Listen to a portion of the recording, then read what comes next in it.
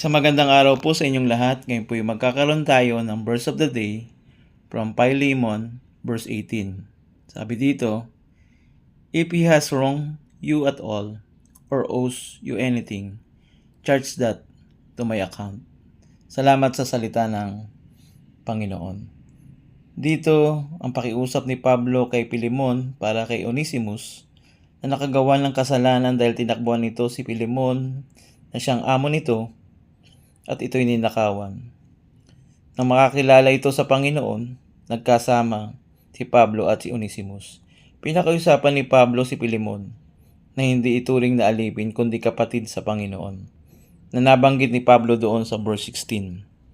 Sabi doon, hindi na bilang alipin, kundi higit sa alipin isang kapatid na minamahal, lalong-lalo na sa akin at gaano pa kaya sa iyo, maging sa laman at gayon din sa Panginoon. Kaya bilang pagsasabi kay Philemon, kasunod doon sa verse 16, sa verse 17, kaya kung ako'y itinuturing mong kasama, tanggapin mo siya na parang ako. Ganito yung naisabihin ni Pablo kay Philemon para kay Onesimus. Kaya sa ating talata doon sa verse 18, sabi doon, if he has wronged you at all or owes you anything, na alam naman ni Pablo na nagkasala ito. Ngunit hindi na bilang tumakas, kundi bilang kapatid sa Panginoon na pinatawad ng kanyang pakiusap. Hindi bilang isang padrino para kay Onesimus, kundi bilang pinatawad at ngayon ay kasama na niya sa pagmiministeryo upang ito'y maging maayos. Kaya't nasabi ni Pablo, charge that to my account. Bilang sa kanya. Means kay Pablo, ang kinuha nito sa kanya to take responsible sa kanyang pangunguna dito habang kasama niya itong si Onesimus.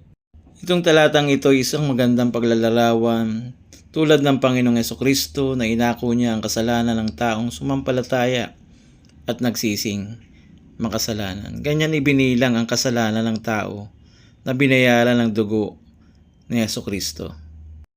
Kaya sabi doon, charge that to my account, na maliwanag kung paano napawalan sala ng Diyos ang tao.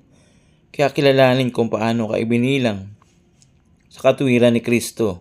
At kung hindi ganito, kilalanin mo ang iyong pagkakasala sa Panginoon upang ikaw ay mapawalang sala at ibilang kang matuwid. Hindi dahil ikay matuwid. Sabi ng Panginoon, walang matuwid, wala kahit isa. Subalit sa pamamagitan ng katuwiran ng Panginoong Jesucristo na tayo makalakad ng ayon sa kanyang naisin at kalooban. Nawa po'y meron tayong natutunan sa ating verse of the day from Philemon, verse 18. Pagpalain tayo ng salita ng Diyos.